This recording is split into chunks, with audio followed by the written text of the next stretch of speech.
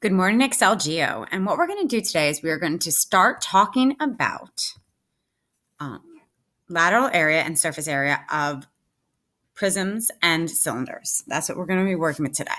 So right now I am on the sheet that is under your assignment called Nets of Cylinder and Prism PDF.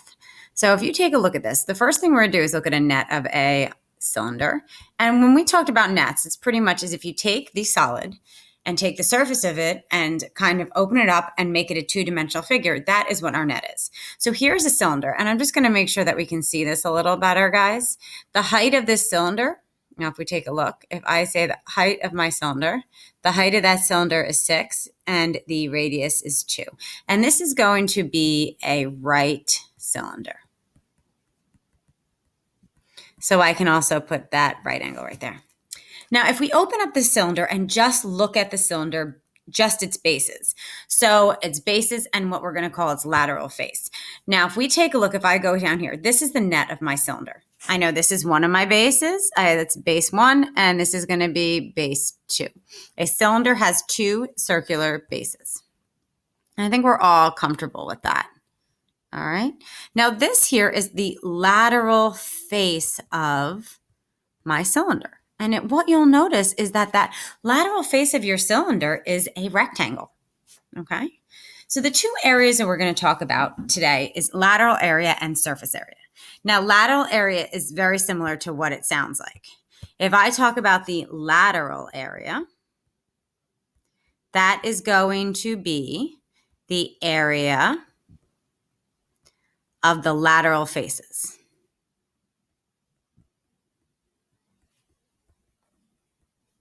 All right, guys. So let's take a look at that. We want to somehow derive what the lateral area could possibly be. Now, what I want you to notice that if we fold this up, if I fold my cylinder, what you're going to notice is that one of the edges of your lateral face, in order for that to be a cylinder, it would have to be the same length as the circumference of your bases. So here I said initially, we said this one was the height. This is the height. That's 6. So the height is the distance between the 2 bases. So I know one side of my rectangle would be the height. So that 6 represents that height of that rectangle. So I know this is also the height of the cylinder. Sorry, I said rectangle before. I meant cylinder. That's the height of the cylinder. So if I wanted to think of my lateral area formula here, guys, and I'm going to use LA to abbreviate it, it really is the area of that rectangle. But let's talk about what everything represents. 6 is the height of your cylinder. So that's H. And then the other side, our blue side, that blue side, what is that?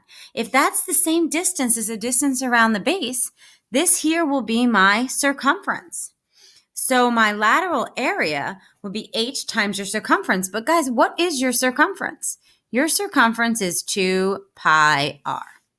So that means your lateral area, we can actually, sometimes I rewrite it like this first. It's going to be the circumference 2 pi r times the height of your cylinder. So if I wanted to find the lateral area that I have of the cylinder up here, which is also demonstrated with the area of its net, which is just opening that cylinder and line it out on a 2-dimensional surface. Because area, we just want to know how much area is around my solid. The inside doesn't matter when we talk about area and lateral area or surface area. We're just thinking of area around. So lateral area, if we plug that in, it would be 2 pi times our radius, which is 2, times my height, which is 6. So guys, if we take a look at that, what would that simplify to? That would be 24 pi.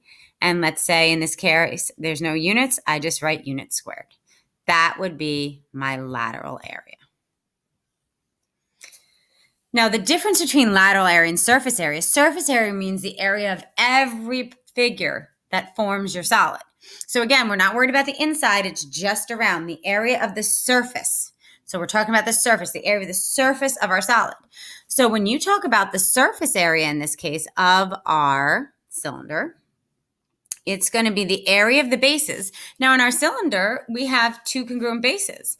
So it's going to be 2 times B, where B is going to equal the area of the base plus our lateral area.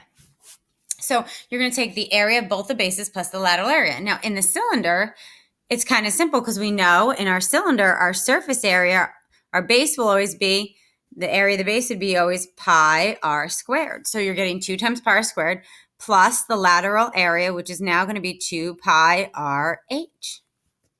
So now with our knowledge, we know our radius is 2 and our height is 6. I can plug everything in. And my surface area will be 2 pi times 2 squared plus 2 times pi times 2 times 6. And I'm going to simplify. So here I get 4 times 2, so I get 8 pi plus, and we already knew our lateral area should be 24 pi. So then our final surface area will be 8 plus r 24, 32 pi units squared. All right, so that's how we found the lateral and surface area of our cylinder. Now let's go to the prism now. I have an example down here that is a rectangular prism, but this still applies for all the other prisms. Now again, we're looking at a rectangular prism, and see down here how we have that 3 and the 2 shaded. These are going to be our 2 bases, just so we're consistent. In a rectangular prism, you can kind of pick what you want to be your bases. So we're just going to pick that rectangle formed by the 3 and 2 centimeters. Now, that means here, this is a base, and this is the base of my net. Now, again, if you look at this, just like the cylinder, as I open the net up to look at all the surfaces that form my rectangular prism, I have the 2 bases, so I can label them B1 and B2. And then I have this big rectangle right here. Okay, now this big rectangle, again, it's kind of all 4 of the rectangles in there that form this is my lateral area. That's my lateral area. All 4 of those lateral faces, when opened up, form this big rectangle, which represents my lateral area. Now you'll see again, this 6 here is going to be the height of that prism. The distance between, if you look at that, the 2 bases, that's always your height. That's your distance between the 2 bases. So now when we take a look at that, that's our height. Move it a little closer. What does the other side represented by? Now I can look here. What is this other side represented by? Well, that other side is going to have to be, think about it, the length of each side of those rectangles added up. That would have to be the same as the distance around my base. Just like when I dealt with the cylinder, the rectangle length was this, or width, whichever one we want to call it, is going to match up with the circumference. In this case, it's going to match up with the perimeter of the base. So right here, that blue highlighted will be my perimeter. All right? So we're going to say P, we know P equals the perimeter of the base.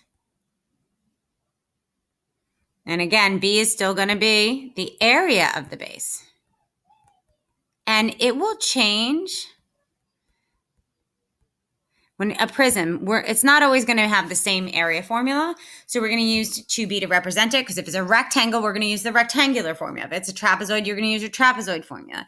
If it is a regular hexagon, we're going to use a regular hexagon formula. So the formula for area of the base will change based on what type of prism you are given. So now if we take a look at this, let's first talk like we did last time, just lateral area. Your lateral area would just be the perimeter of the base times your height. Now in this case, what is the perimeter of my base? We just add up around 3 plus 2 plus 3 plus 2. So your perimeter of the base was 10 centimeters. And then if you look at your height, that was 6. So you have 60 centimeters squared. That would be the lateral area of my rectangular prism. Now, when I talk about surface area, what would our surface area formula look like? Well, my surface area formula would be the area of both the bases, so that's 2b, because the bases are congruent, plus my lateral area, which in this case would be perimeter times height. So if I was to find the actual surface area of the prism in front of us, the area of my base would be 3 times 2, which is 6 centimeters squared. So I would do 2 times 6 plus my lateral area. I already found it. I mean, I can write 10 times 6 out, or I can just put 60 in there. So if you look at this, you get 12 plus 60, so you have 72 centimeters squared. That would be my surface area. All right, guys? So now let's go to the other worksheet that we had open that is on our assignment today. It's called Prisms and Cylinders of Lateral. Hold on. Let me try to, can I switch? There it is. All right, guys, here we are now. So let me see. I want to write on this one. So prisms and cylinders, surface area. Okay, we're talking about lateral area and surface area. So right away you see the two nets, and we've already talked about it, and we've also talked about the parts. So we know that if we look at this is my lateral area. These are my two base areas. We already talked about that. Okay, same here. And when we talked about the distance right here, if I looked at this distance, that distance would be my circumference. So the length of that segment was what? Your circumference, which was 2 pi r. Excellent. And then the distance between here and here is the height of your prism. I'm going to make it, I think it's easier for me to write when it's a little thicker. So this is going to be the height of my prism. Now, if I look at my next one, we're going to take a look at our next one. We have our rectangular. Now, right here, this will be the height of my rectangular prism. This would be bases. We have a base and we have a base. And remember, this segment, this highlighted segment there would be the perimeter of the base. All right, to get, right? And this whole green thing would be my lateral area. Okay? And from here to here would be that perimeter of the base. All right, guys? So now let's talk, what's the difference between lateral area and surface area? So lateral area, let's talk, is just, so when I say lateral area, it's just the area of the lateral faces. That's all we're saying.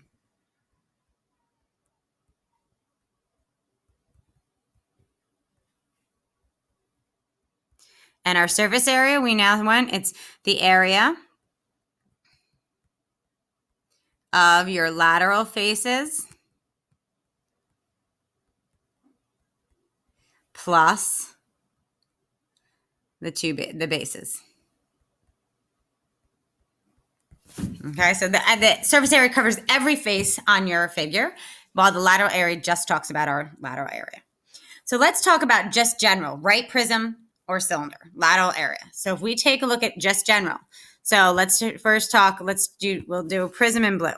So if I'm going to highlight it just so you know. Let's talk about prism first, the right prism. What are we doing for right prism? The right prism in our lateral area we talked about is our lateral area would be the perimeter of the base times the height. Now, if I talk about my cylinder's lateral area, right, we want our cylinder. Our cylinder's lateral area, the only difference is the perimeter. It would be the circumference instead. So it would be 2 pi r, which is our circumference formula, times our height. Okay, let's go. Let's take a look at, if I said right prism, I wanted the surface area. Let's just go over that surface area formula that we derived or talked about in the other sheet, on the other sheet. Our surface area for our prism would be 2 base area plus our lateral area, which would be perimeter times height. Now, if we go to our cylinder, what would our surface area be? Our surface area would be, we actually know the perimeter and the area of a circle is always the same. So the formula, so it's 2 pi r squared plus 2 pi r circumference times the height. So those are the formulas that we really need to know. All right. The blue formula is being for our right prisms, and the purple formula is being for our cylinders. Okay. Our right cylinders. Okay.